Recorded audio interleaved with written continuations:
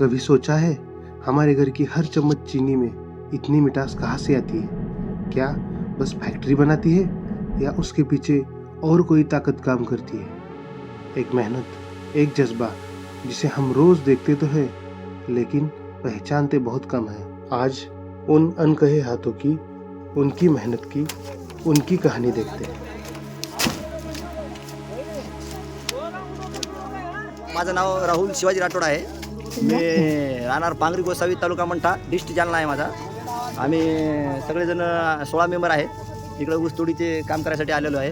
त्याच्यामध्ये 8 जेंट्स आहे आणि 8 लेडीज आहे। सगळे मिळून आमचे 8 जोडीची एक टोळी असते। सगळे मिळून आम्ही व्यवस्थित काम करतो।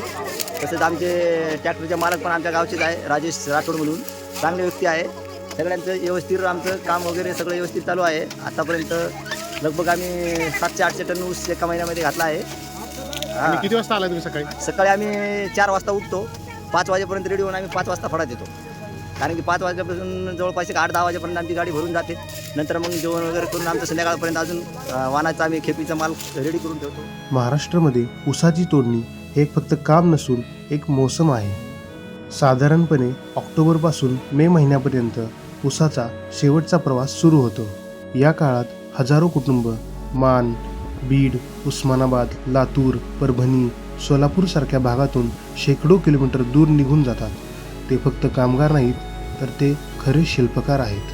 हे कामगार 6 ते 7 महिने आपल्या घरापासून दूर राहून एका ठिकाणाहून दुसऱ्या ठिकाणी फिरत राहतात। जिथे ऊसतोडी तिथे त्यांची छावणी। पहाटे अंधारात सुरू झालेला त्यांचा दिवस सूर्य मावळेपर्यंत संपतच नाही। इथे येणाऱ्या प्रत्येक हातामागे एक वेगळी कारणं असतात। काही जण घरची परिस्थिती हालाकीची असल्यामुळे पोटासाठी, भविष्यासाठी मजबुरीने इथे येतात आणि ऊसासोबत स्वतःचे स्वप्नही कापत राहतात। पण काही जण येतात कारण इथे मिळणारे पैसे त्यांच्या आयुष्याला नवीन दिशा देतात। त्यांच्यासाठी हे फक्त काम नाही, एक संधी आहे उभं राहायची, घर सांभाळायची, आयुष्य बदलायची। मग त्यांचं नील करून टाकतो ताई। म्हणजे 4 महिन्यासाठी यायचं इकडं? 4 महिन्यासाठी। बाकी तिकडच? बाकी तिकडं ज्वारी वगैरे काढावं लागते। आमची शेती पण आहे आमच्याकडे। होय, तुमची शेती वगैरे सगळी असते? शेती आहे, ज्वारी आहे, कापूस आहे, ऊस आहे, आमच्याकडे सगळं आहे, सगळं पीक आहे। मग तुम्ही बी शेतकरीच आहे की? शेतकरी आहे, 5-5 एकर आहे आम्हाला बिबन। होय, पाणी वगैरे सगळं असतं? पाणी हे सगळे आहे। आमचे आई वडील असते घरी गावाकडे, ते तेवढं काम करते ते। त्याला नीचं पाणी पाजवायचं, शेताला पाणी पाजवायचं फक्त? बस तेवढं। माझं नाव बंडू आसाराम पवार, मुक्काम पोस्ट पांगरी गोसावी तालुका मंठा जिल्हा जालना। ते पांगरी ते तुमचंच का? पांगरी गोसावी पांढर नाही, मी गरीब माणूस आहे, मी ऊस थोडीवाला माणूस आहे, कामगार माणूस आहे। माझ्यावर काहीतरी पैसे गिसे टाकायला लावा। बरं काम करताय म्हणलं पैसे येतातच. हो, पोटात मुळीवाद झाली।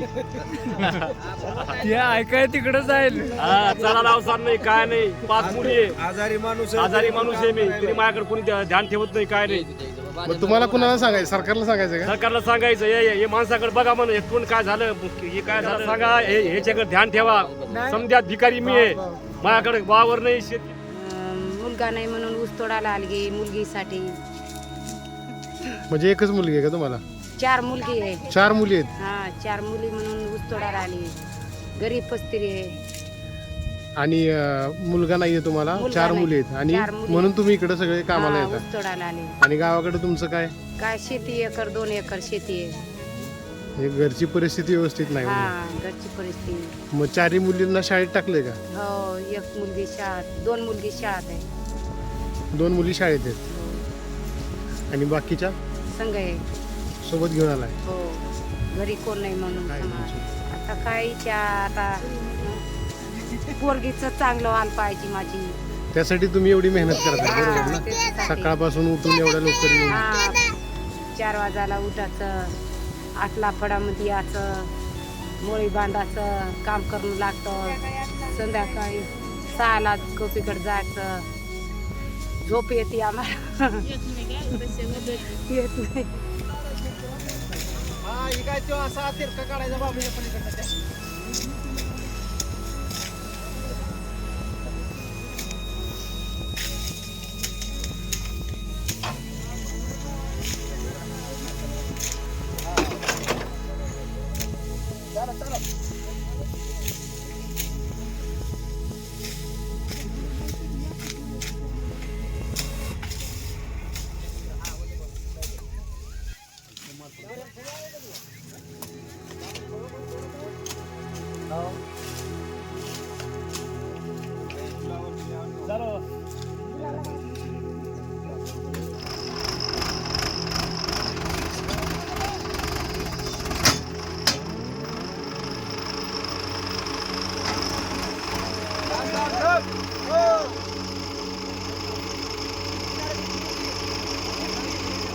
दीदी तुझं नाव काय आहे? काजल संजय पवार, आणि तू कितवीत आहेस? 7वी.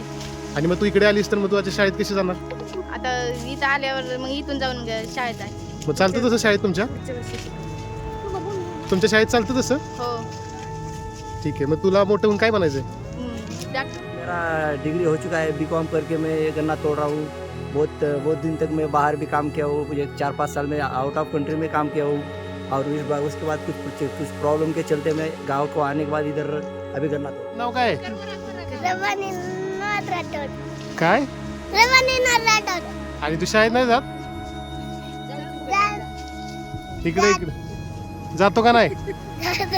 नक्की का खोटं बोलतोय? दीदी तुझं नाव काय? प्रतीक्षा संजय पवार. ओके, आणि तुमचं गाव कुठलं आहे? पांगरी गोसाई. आणि शाळेचं नाव तुमच्या? माझी शाळा आश्रम शाळा. जोरात.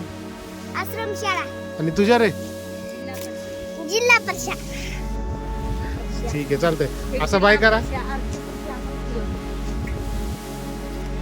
इनमें से अधिकतर लोगों के लिए ये सिर्फ एक काम नहीं है, ये उनका साल भर का पूरा इनकम है. इसी से इनका पूरा घर चलता है, बच्चों की पढ़ाई होती है और पूरा साल इसी से मैनेज होता है.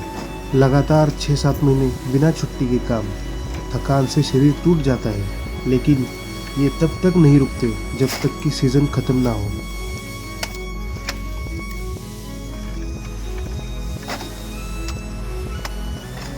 घरापासून दूर कित्येक महिने घरी परत न जाणं सोपं नसतं, पण स्वप्न मोठी असली की त्यागही मोठे असतात. एका शेतातून दुसऱ्या शेतात, एका गावातून दुसऱ्या गावात, तसंच त्यांच्या आयुष्याचा प्रवासही चालूच असतो. जिथे आपण फक्त साखर पाहतो ना, तिथे ही लोक त्यांचं पूर्ण आयुष्य घालवतात. आपण रोज चहात जी गोडी घालतो, त्या प्रत्येक दाण्यामागे किती हातांची मेहनत, किती जीवांची कथा दडलेली असते, आज कदाचित थोडी जाणवली असेल. ही फक्त साखर नाही, 7 महिन्यांच्या संघर्षाचं जग आहे. साखरेची गोडी आपल्या कपात पोहोचायला फक्त 5 सेकंद लागतात, पण ती गोडी तयार व्हायला एखाद्याचं पूर्ण आयुष्य जातं. सीझन संपला की हे सगळे परत गावाकडे जातात, काही स्वप्न पूर्ण करून, तर काही स्वप्न पुढच्या हंगामासाठी जपून. आणि पुढच्या वर्षी पुन्हा हेच चक्कर सुरू, पुन्हा हीच धडपड. तर भेटूया पुन्हा अशीच एक नवी कहाणी घेऊन. आणि व्हिडिओ आवडला असेल तर कमेंट आणि सबस्क्राईब नक्की करा. करायचं.